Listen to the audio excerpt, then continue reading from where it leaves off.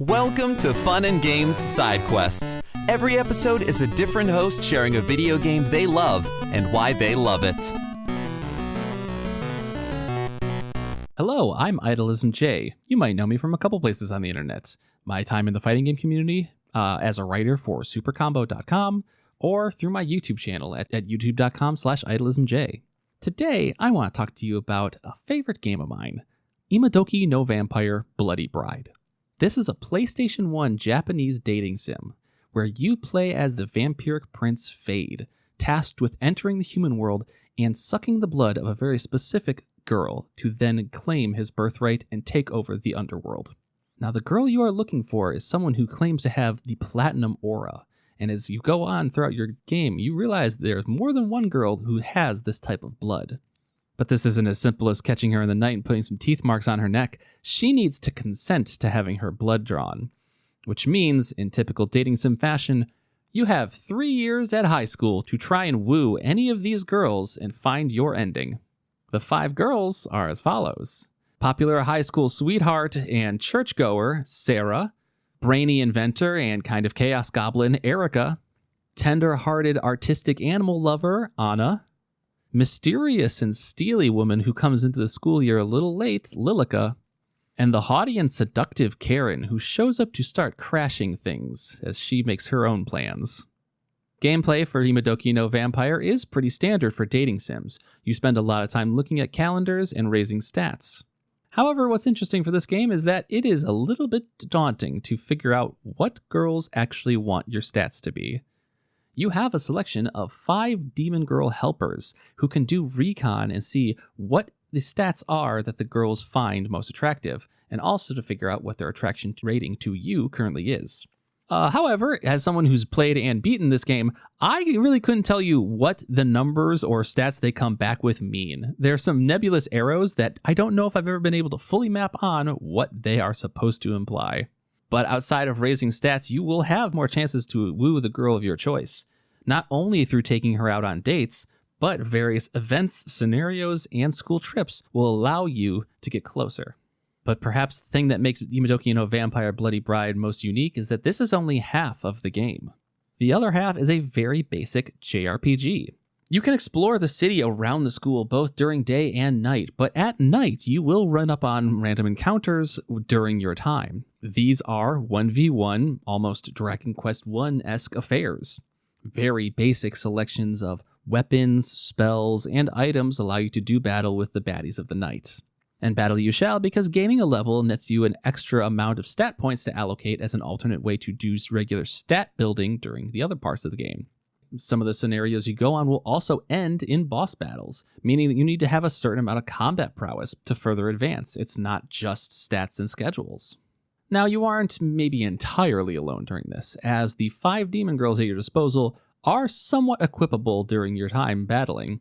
They all have their own rudimentary stats that can be upgraded through time as well, relating to either efficacy in fire magic, ice magic, healing magic, so on. Very basic, but still worthwhile. But the enjoyable thing about Imadoki no Vampire Bloody Bride is that it does not forget it's a vampire story. As much as this is standard dating sim form for a lot of it, you start running into scenarios where it plays more and more on the fact that this is supernatural. For example, Fade will encounter instances where being a vampire is either an issue or a blessing. When Sarah invites you over, you have an issue on your hands because she lives at a church and you're a being of the underworld. But it sure is nice when Erica brings one of her inventions over to try on you, and it would kill a normal person, but thanks to your unholy power, you're able to survive. These 5 girls aren't the only ones you can chase. There are normal girls, we'll call them, that can be found out in the world. It might take a try or 2 to woo them, but if you suck their blood, you won't win the game. You'll get a very healthy EXP bonus. As the game continues, a story about the demon world begins to emerge from the background, taking over the school life element that most of this game is centered around. Some of the main girls, in fact, end up being major players within the story, leading you to wonder exactly who's doing what as you get closer to the end.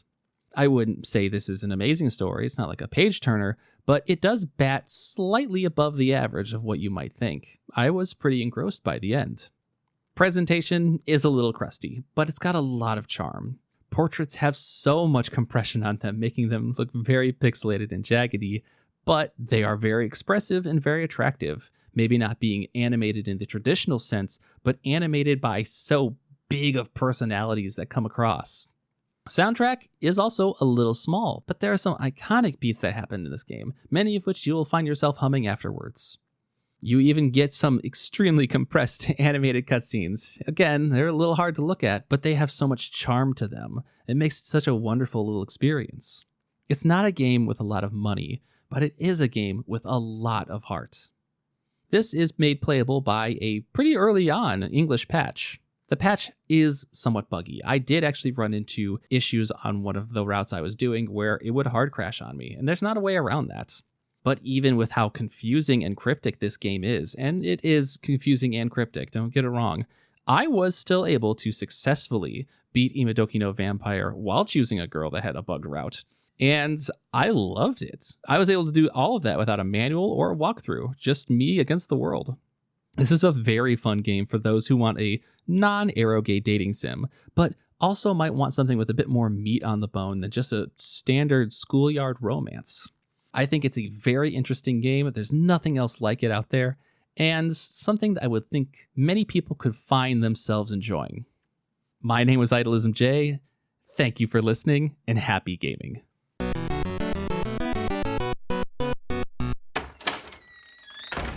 Hey. Oh, hey, Jeff. What's going on, guys? Oh, talking about Superman. Oh, cool. I could talk about Superman. I could talk some more about Superman. We know. I'll bet a few people would want to get in on this. I'm down. You know it. That sounds like fun. I'll do it. Cool, let's do it. We can call the show Men of Steel. And you can find it at certainpov.com. Or wherever you get your podcasts. Yay. CertainPOV.com.